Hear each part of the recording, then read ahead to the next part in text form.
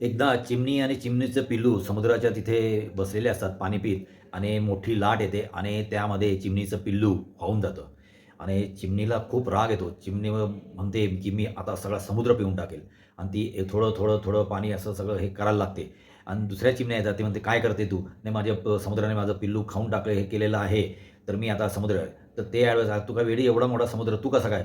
तर ती म्हणते, "ॲडवाईस देऊ नका. साथ द्यायची असेल तर द्या." असं करत अनेक चिमण्या तिला साथ द्यायला येतात. सगळे पक्षी येतात, सगळे यायला येतात.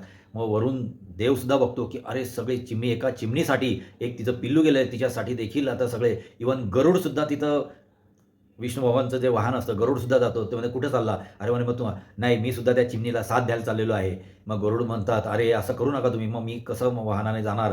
तर त्यामुळे मग त्यावेळेला विष्णू भगवान म्हणतात त्या चिमणीला तिचं पिल्लू ते परत देतात. गोष्टीचा मतितार्थ काय, की जर तुम्ही एखाद्या व्यक्तीला, एखाद्या पक्षी जे असं करतात किंवा माणसाला तुम्ही जर साथ दिली, तर ती साथ नेहमी देऊ शकतात. ॲडव्हाइस देण्यापेक्षा नेहमी साथ देणं कधीही चांगलं, नाही का?